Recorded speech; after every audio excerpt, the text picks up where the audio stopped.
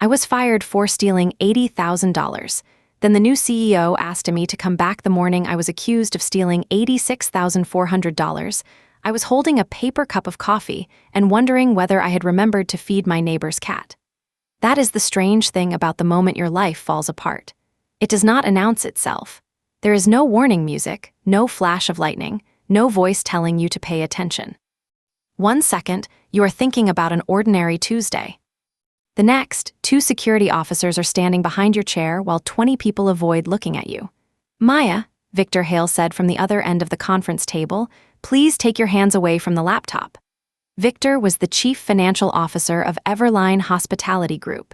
He was a tall, silver-haired man who never raised his voice because he had built a career making other people lower theirs. I looked at him, then at the security officers. "What is this? Step away from the computer." Someone stopped the presentation on the wall screen. A spreadsheet disappeared and was replaced by a bank transfer confirmation. The amount was highlighted in red, $86,400. The sender was Everline Hospitality Group. The recipient was an online bank account registered under my full name, my date of birth, and the last 4 digits of my social security number. For several seconds, I could not understand what I was seeing. Then Victor said the sentence that followed me for the next 18 months. "Every record says you took it. Welcome to Hidden Chapters Tales, where every ordinary life hides a story no one was meant to hear. My name is Maya Reed." At the time, I was 32 years old and worked as a senior payroll analyst at Everline, a company that managed 31 hotels across the United States. I had been there for 6 years. I knew the payroll system better than almost anyone in the building. I knew which hotels consistently submitted late time sheets, which managers forgot to approve overtime, and which software update had caused 300 housekeepers to receive duplicate holiday pay.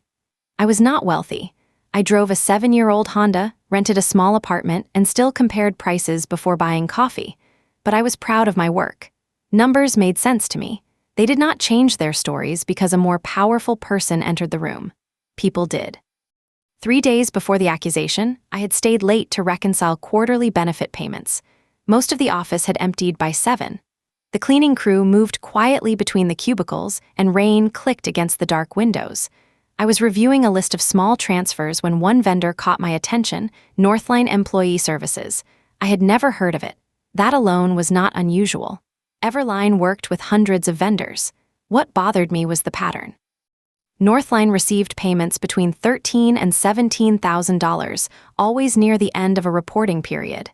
Each payment had a different description: wellness reimbursement, temporary staffing adjustment, benefit reconciliation.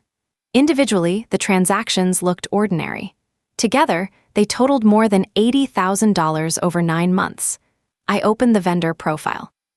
It had no phone number, no named contact, and a mailing address that belonged to a private mailbox store in Delaware. I checked the authorization history. The approvals appeared to come from 3 different departments, but the digital formatting was identical. Even the spacing between the initials and dates was the same. Someone had copied the approval fields. At 7:42 that evening, I printed the transaction list and walked to Linda Shaw's office. Linda had hired me 6 years earlier. She was the director of payroll operations, and I trusted her more than anyone at Everline. When my father died during my 2nd year at the company, she had quietly taken my workload for a week. When I applied for my first promotion, she rewrote my presentation the night before the interview. Her office light was still on. "You look like you found a body," she said when I entered. "Maybe a very small financial one." I closed the door and placed the pages on her desk. Linda adjusted her glasses and read without speaking. Her expression changed so slightly that I almost missed it. Her lips tightened when she reached the vendor address. "Where did you find this?" she asked. "Quarterly reconciliation. Did you show anyone else?" "Not yet," she leaned back. "Maya, this could be a setup error. You don't want to accuse senior people of fraud because a vendor profile is incomplete. I haven't accused anyone." "Good, keep it that way until we know more." She told me to create a confidential report for the board's audit committee. She even gave me the private mailing address used for sensitive disclosures. "Don't send it through company email," she warned. "If the problem is internal, you don't know who can see your messages." Her caution sounded like protection. It would take me 18 months to understand that she was not protecting me. She was measuring how much I knew. I finished the report after midnight. I included the payment dates, authorization anomalies, vendor address, and screenshots of the approval records. The next morning, before work, I mailed a printed copy from a post office near my apartment. I also saved a digital copy in a folder on my work computer. By lunchtime, the folder was empty. I checked the recycle bin and the automatic backups. Nothing. The file had vanished as if it had never existed. I called Owen Price from it. Owen had a habit of answering every technical question with a question that made you feel foolish. "Are you sure you saved it?" he asked. "I opened it this morning." "Then maybe you moved it." "I didn't." He remotely connected to my computer, clicked through several directories, and finally told me there was no record of deletion. "Files don't disappear without a record," I said. "Apparently this one did." That afternoon, Linda stopped by my desk. "Any progress?" she asked. I told her the report was gone. For half a second, she looked genuinely surprised, then her face softened. "Go home on time tonight," she said. "You look exhausted." "We'll start fresh tomorrow." I left the building at 6:17. I remembered the exact time because Lee Brooks walked with me to the parking garage. Lee was my closest friend at work. We had shared lunches, birthdays, bad dates, and one disastrous weekend conference in Phoenix where the hotel lost our reservations. She knew I was supposed to meet my fiancé, Daniel, for dinner that night. At the garage elevator, she hugged me and said, "Stop thinking about spreadsheets for one evening." At 8:36, while I was sitting across from Daniel at a restaurant 12 miles away, someone logged into Everline's payment system using my credentials. At 8:41, that person approved a transfer of $86,400. At 9:03, the money arrived in an account opened in my name. At 9:18, it was divided between 4 other accounts. The next morning, Victor summoned our entire finance team to the conference room. He presented the evidence with the patience of a teacher explaining something obvious to a slow student. My username had initiated the payment. My employee authentication token had approved it. The receiving account used my personal information. Security footage showed someone in a dark coat entering the finance floor after 8. I owned a dark coat. "I was at dinner," I said. "Daniel can confirm it." "The restaurant has cameras." "My phone location will confirm it." Victor folded his hands. "Your physical location doesn't prove you didn't arrange the transfer. Then check the building access records, check the IP address, check who created the vendor. We are checking everything." Clearly not everything, because I didn't do this. One of the security officers opened my desk drawers in front of everyone. In the bottom drawer, beneath a folder of old tax forms, he found a white envelope. Inside was a debit card bearing my name. I remember Lee covering her mouth. I remember Owen staring at the floor. And I remember Linda stepping forward as if she wanted to help me, then stopping when Victor looked at her. "That isn't mine," I said. Nobody answered. I turned to Lee. "You walked out with me last night." Her face had gone pale. "Lee, tell them." She looked at Victor, then at Linda. "I don't remember the exact time," she whispered. It felt like being pushed from a height. Not because her answer proved anything, but because I understood that I was alone. They took my badge, laptop, and phone. I was escorted through the lobby while people pretended not to watch. By noon, I was sitting in a small conference room with Victor, Linda, and a corporate attorney. They offered me a choice. I could resign immediately, sign a confidentiality agreement, and allow the company to handle the matter internally. Or they could refer the evidence to law enforcement and pursue charges. "I want you to refer it," I said. "A real investigation will prove I didn't do it." The attorney glanced at Victor. "The funds were returned this morning," she said. "Returned by whom?" "The bank would not provide that information." That made no sense. Someone had stolen the money, moved it through 4 accounts, and then returned every dollar before the company reported it. Unless the thief never wanted the money. Unless the point had been to create evidence against me. "This is a frame-up," I said. Linda reached across the table and touched my wrist. "Maya, think carefully. Even if you are innocent, an investigation could take years. Your name would be public. Take the resignation. Let us resolve this quietly." I looked at the woman I trusted and believed she was trying to save me, so I signed. It was the worst decision I ever made. The official agreement said Everline would only confirm my employment dates. The unofficial truth traveled faster. 3 job interviews ended after reference checks. A recruiter who had once called me weekly stopped returning messages. Another told me, off the record, that there were integrity concerns attached to my name. Daniel tried to be supportive at first, but doubt entered our apartment like cold air through a crack. He asked why the account had my personal information. He asked whether I had debts I had hidden from him. He asked why a company would frame an ordinary payroll analyst. Each question began with, "I believe you," and ended with evidence that he did not. 3 months later, he moved out. Linda called me every few weeks.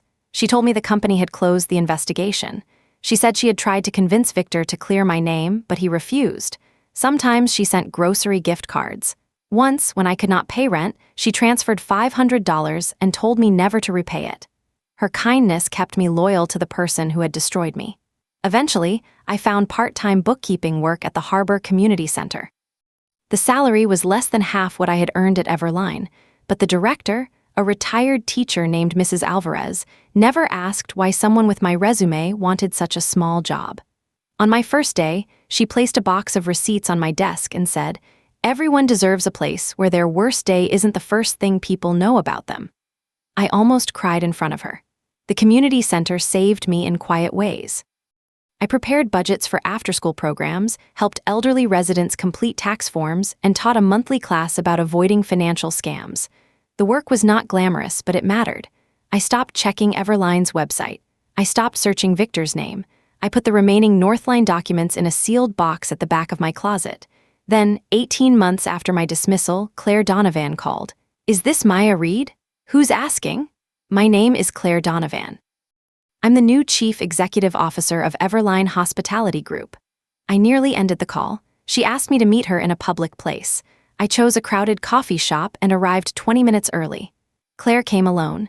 She was in her 40s, dressed simply, with the tired eyes of someone who had inherited more problems than authority. She placed a large brown envelope between us. My name was written across the front in my own handwriting. It was the report I had mailed to the audit committee. The envelope had never been opened. "Where did you get this?" I asked. "A locked cabinet in the former chairman's office. I found 11 years of unopened complaints." "Why are you showing it to me?" Claire slid another document across the table. It listed recent payments to Northline Employee Services. The total was $243,000. "The transfers started again 6 weeks ago," she said. "Different employee credentials, different receiving account. Same vendor pattern. Then you know I didn't do it. I know the theft continued after you left. That doesn't automatically explain what happened 18 months ago. You came here to ask whether I was part of it. I came because the person who framed you may still work for me." I pushed the papers back toward her. "Call the police. I have contacted outside counsel and a forensic firm, but whoever is doing this understands our systems. They erase records before investigators know what to preserve. And you think I can help? I think you already found them once." I laughed, but there was no humor in it. Claire offered me a temporary consulting contract.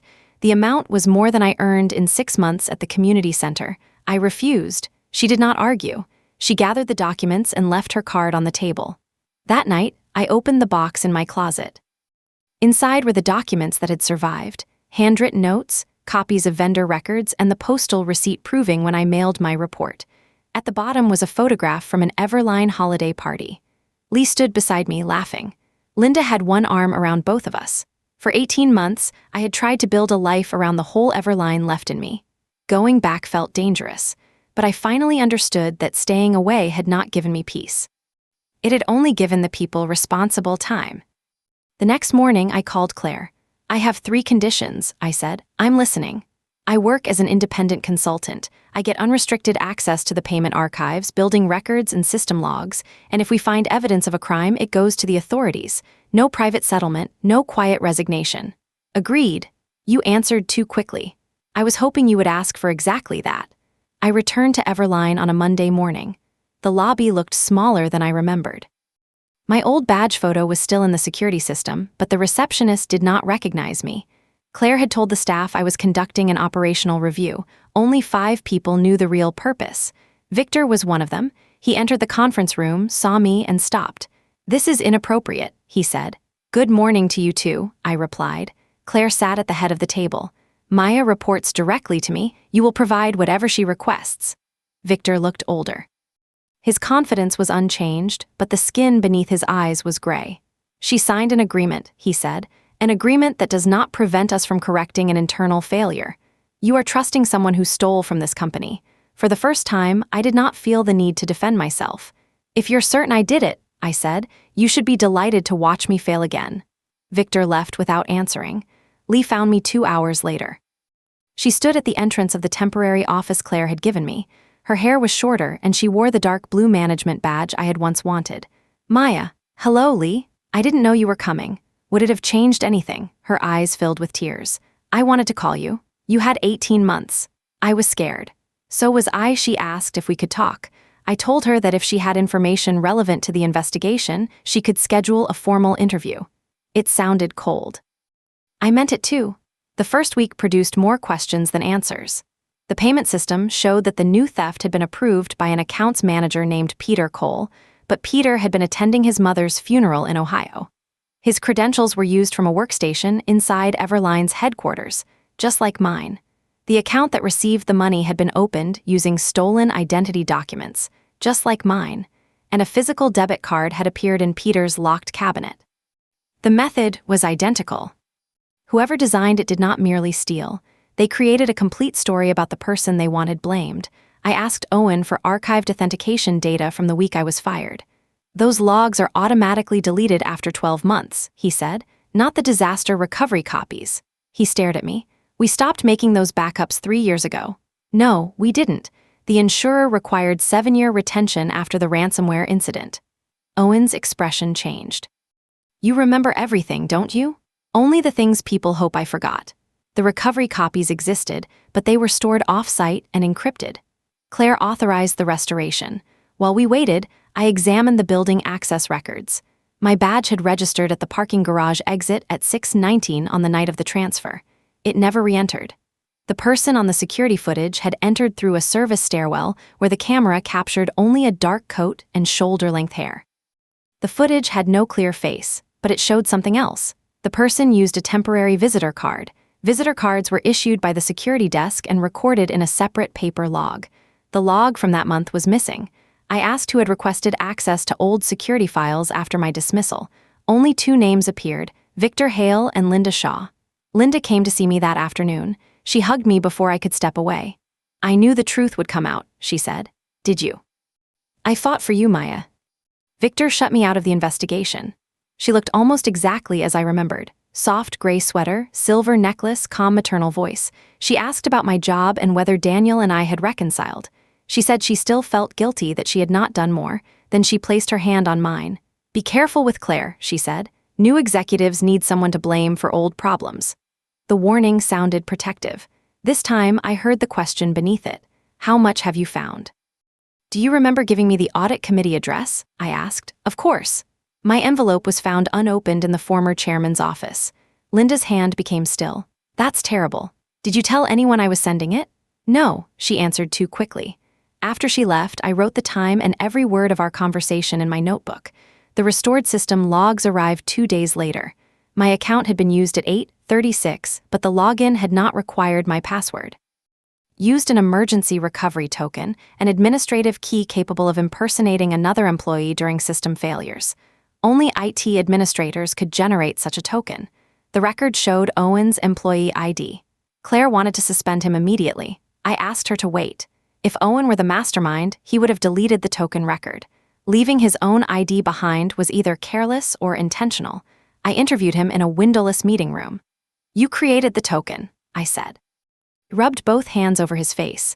I was following an emergency access request. From whom? Payroll operations. Linda, he did not answer. I placed the log in front of him. My life was destroyed with this token. If you keep protecting whoever requested it, your silence becomes part of what they did. Owen looked toward the camera in the corner. Am I being recorded? Yes. Then I want a lawyer. The interview ended. An hour later, he sent Claire a copy of an authorization form.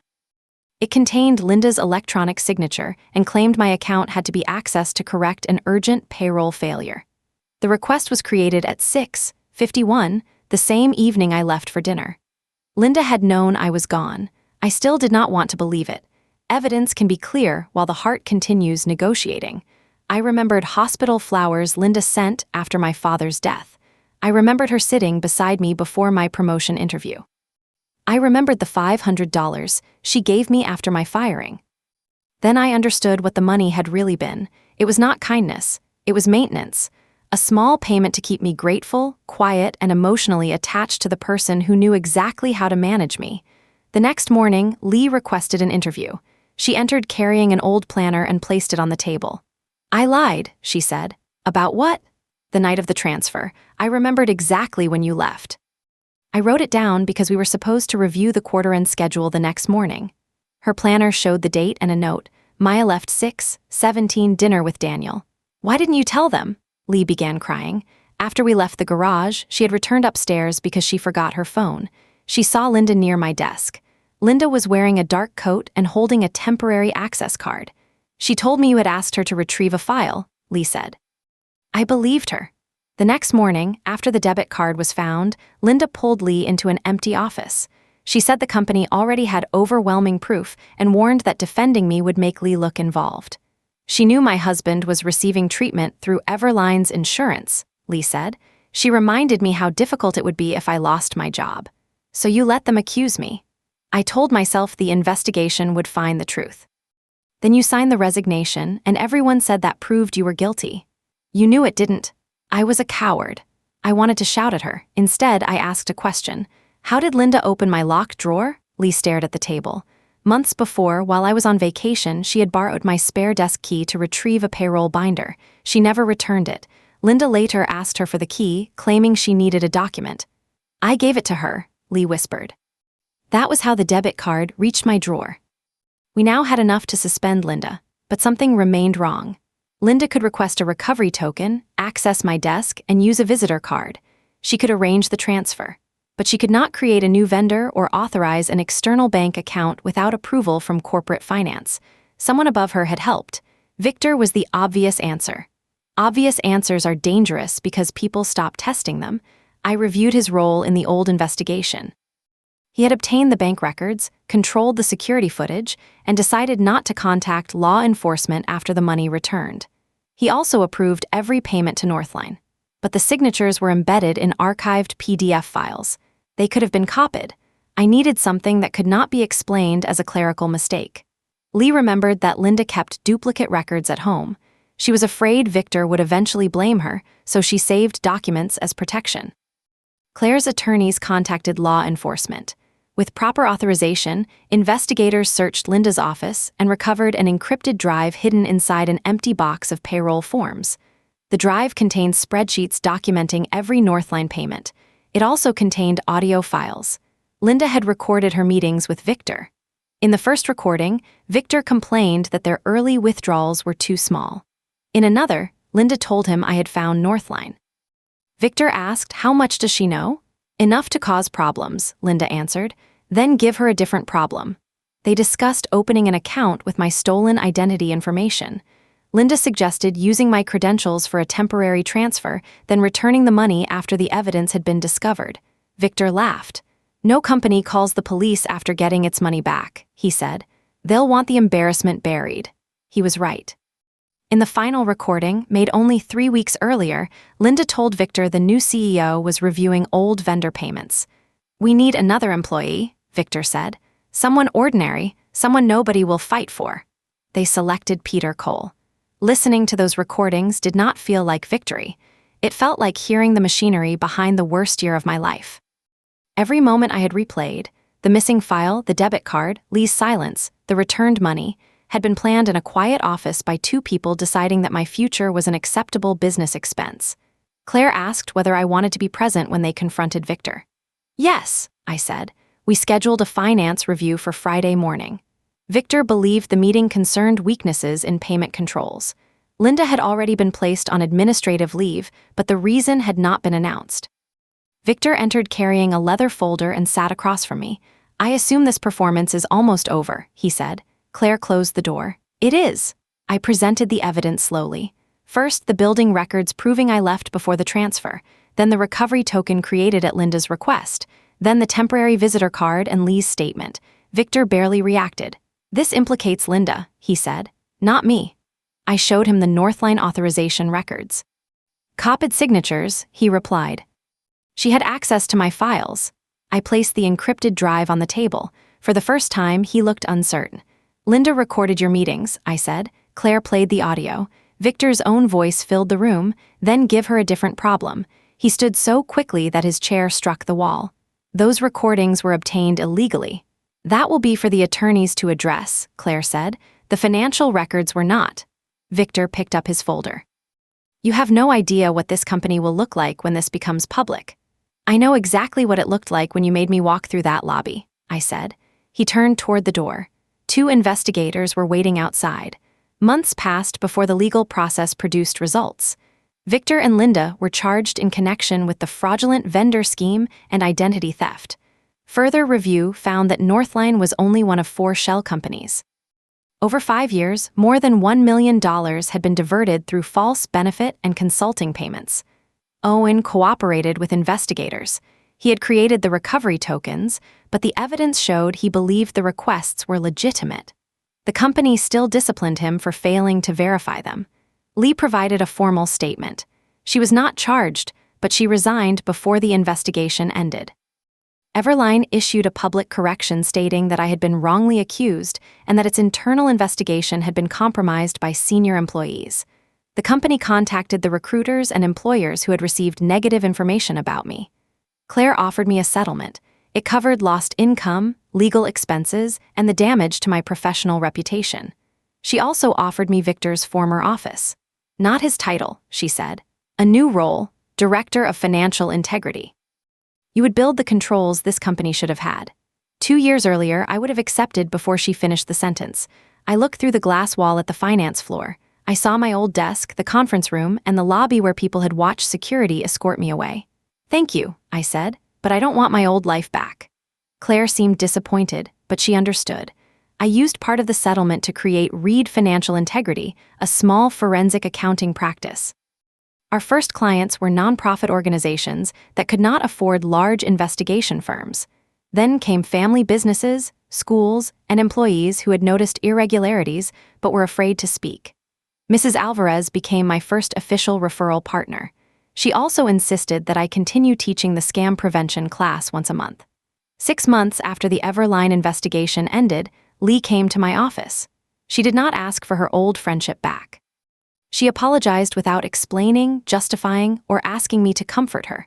I thought courage was something people had before the frightening moment, she said. I know now it's a decision you make during it. I made the wrong decision.